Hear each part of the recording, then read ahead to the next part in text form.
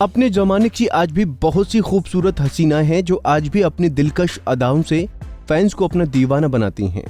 उन्हीं खूबसूरत एक्ट्रेस में एक थी पूनम ढिल्लों, जिनका खूबसूरत चेहरा आज भी कईयों को अपनी ओर आकर्षित करता है। सिर्फ खूबसूरत चेहरा ही नहीं बल्कि इनका काम भी लोगों को खूब पसंद आया। छोटी सी उम्र में ही उन्होंने अपना काम शुरू कर दिया था और पहली ही फिल्म उन्हें बड़े बैनर की मिल गई थी। हालांकि वो कभी एक्ट्रेस बनना नहीं चाहती थीं और ना ही उनके परिवार वाले फिल्मी बैकग्राउंड से थे। तो ऐसा क्या हुआ जो वो सिर्फ 16 साल की छोटी सी उम्र में यश चोपड़ा की बड़ी बैनर की फिल्म तक पहुंच गई। तो चलिए आज के पैकेज में पूनम ढिल्लों की लाइफ स्टोरी के बारे में बताते हैं। 18 अप्रैल 1962 को यूपी के कानपुर में जन्मी पूनम का पालन पोषण चंडीगढ़ में हुआ और वहीं पर केरेमल कॉन्वेंट स्कूल से उनकी स्कूलिंग हुई। उनके पिता अमरीक सिंह इंडियन एयरफोर्स में एक एयरोनॉटिक्स इंजीनियर थे और मां गुरुचरण कौर स्कूल में प्रिंसिपल थी। पूनम का एक भाई और एक बहन भी है जो पेशे से डॉक्टर हैं और पूनम खुद भी अपने भाई बहन की तरह डॉक्टर बनने का ही सपना देखती थीं। लेकिन किस्मत उन्हें मायानगरी ले गई।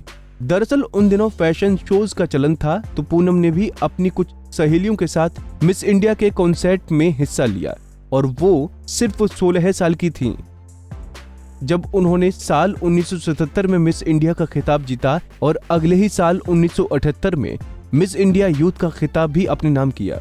यही वो पल थे जब पूनम आम से एक खास लड़की बन गईं और रातों रात ही फेमस हो गईं। मैगजीन और न्यूज़पेपर में उनकी तस्वीरें छपने लगीं और वहीं से बॉलीवुड डायरेक्टर यश चोपड़ा की नजर उन पर पड़ी। वो अपनी फिल्म त्रिशूल के लिए उन्हें लेना चाहते थे। पहले तो पूनम व उनके घर वालों ने मना कर दिया क्योंकि अभी पूनम अपनी पढ़ाई कर रही थीं, लेकिन बाद में मनाने पर वो मान गए। पूनम का मासूम चेहरा लोगों को पसंद आया, लेकिन उसके बाद यश चोपड़ा ने साल 1979 में ही अपनी अगली फिल्म नूरी के लिए लीड रोल ऑफर किया। इसे प्रोड्यूस भी यश चोपड़ा ही कर रहे थे। फिल्म सुपरहिट रही और उन्हें बेहतरीन अभिनय के लिए फिल्म फेयर अवार्ड से भी नवाजा गया। देखते ही देखते उनके घर के बाहर फिल्म प्रोड्यूसर्स और डायरेक्टर्स की लाइन लगने लगी। इसके बाद लगातार उन्हें कई बड़ी फिल्में मिली। उनके करियर का सितारा चमक उठा, लेकिन करियर की तरह उनकी पर्सनल लाइफ कहें या लव लाइफ इतनी लकी नहीं रही। प्यार के नाम पर जब उन्हें धोखा मिला तो उन्होंने आखिर में अकेले रहने का फैसला किया और अपने 2 बच्चों को सिंगल मदर बनकर अकेले ही पाला। जब उन्हें पहली फिल्म त्रिशूल ऑफर हुई तो अगली फिल्म नूरी में यश चोपड़ा के असिस्टेंट डायरेक्टर रमेश तलवारी ही रखना चाहते थे। इसके लिए उन्होंने यश चोपड़ा से बात की तो वो भी तैयार हो गए। इस फिल्म की शूटिंग के दौरान रमेश तलवार को पूनम से लगाव हो गया और वो उनसे प्यार करने लगे। हालांकि पूनम उन्हें केवल दोस्त की तरह मानती थी। खबरें तो ये भी थीं कि पूनम के लिए रमेश ने मुंबई में एक बंगला भी खरीदा था, लेकिन पूनम दोस्ती से आगे इस रिश्ते में जाना नहीं चाहती थी। फिर फिल्म नूरी के दौरान पूनम का नाम यश चोपड़ा से भी जुड़ा था। हालांकि पूनम ने इन खबरों को सिरे से खारिज भी किया था और कहा था कि ऐसी खबरें बेहद दुखद और आपत्तिजनक गॉसिप है, बल्कि वो सिर्फ उन्हें अपना मेंटर मानती थीं। इसमें कोई शक नहीं कि पूनम के करियर को बनाने में यश चोपड़ा का बहुत बड़ा हाथ था। असल में पूनम ढिल्लों ने अगर किसी को चाहा है तो वो फिल्म प्रोड्यूसर राज सिप्पी थे। फिल्म शूटिंग के दौरान दोनों मिले और एक दूसरे के करीब आए, लेकिन राज सिप्पी शादीशुदा थे। ना तो राज अपनी पत्नी को तलाक देना चाहते थे और ना ही पूनम सौतन का टैग लेना चाहती थी।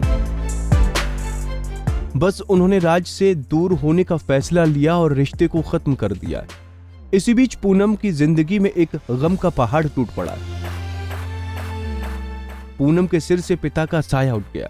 टूटने के कगार पर पहुंची पूनम को उस समय संभाला था अशोक ठाकरिया ने, जिससे पूनम ने साल 1988 में शादी की थी। दरअसल वो अपने दोस्त के फार्म हाउस में बार बार कहने पर होली सेलिब्रेशन के लिए गई थी, लेकिन वो एक जगह गुमसुम ही बैठी थी। उस समय अशोक ठाकरिया के मन में न जाने क्या सूझी, उन्होंने पूनम पर एक बाल्टी पानी डाल दिया। इसके बाद दोनों में बातचीत शुरू हुई और दोस्ती प्यार में बदल गई। अशोक के लंबे प्रपोजल्स के बाद पूनम ने हाँ कह दी और दोनों की शादी हुई। कुछ साल तो ठीक रहा, पूनम एक बेटे और एक बेटी की मां भी बनी, लेकिन धीरे धीरे अशोक अपने कामों में बिजी रहने लगे और एक दिन उन्हें पता चला कि उनके पति का एक्स्ट्रा मैरिटल अफेयर चल रहा है।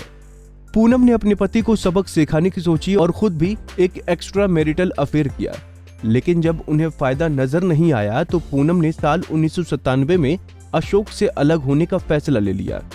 2 बच्चों की जिम्मेदारी ने उन्हें डिप्रेशन में लाने से बचा लिया। वो प्यार में धोखा खाकर टूटी तो थी, लेकिन बच्चों के चलते उन्होंने हिम्मत नहीं खोई। शादी के ब्रेक लगाए करियर को उन्होंने दोबारा शुरू किया। टीवी की दुनिया में आई, वो बिग बॉस के सीजन में भी दिखाई दी। आज वो सोशल एक्टिविस्ट भी हैं। Drugs awareness, AIDS awareness, family planning और ऑर्गन डोनेशन जैसे सामाजिक कार्यों में भी हिस्सा लेती रहती हैं। वो कई इवेंट्स में बतौर गेस्ट शिरकत करते नजर आती हैं। उन्होंने इवेंट मैनेजमेंट और फिल्म प्रोडक्शन कंपनी भी लॉन्च की, जो राजनीति में भी नजर आई। साल 2020 में उनकी फिल्म जय अम्मीदी रिलीज हुई, जिसमें फैंस ने उनके काम की काफी तारीफ की थी। पूनम ढिल्लों ने करियर की बुलंदी हासिल करने के बावजूद जीवन में एक कठिन पहलू भी देखा, लेकिन हिम्मत नहीं हारी और सुपर वुमन साबित हुई।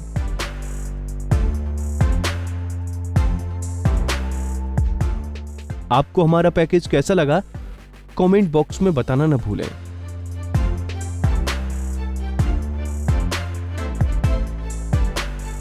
नारी से जुड़ी मोर अपडेट्स के लिए हमारे इंस्टाग्राम को फॉलो, फेसबुक को लाइक और यूट्यूब चैनल सब्सक्राइब करना ना भूलें।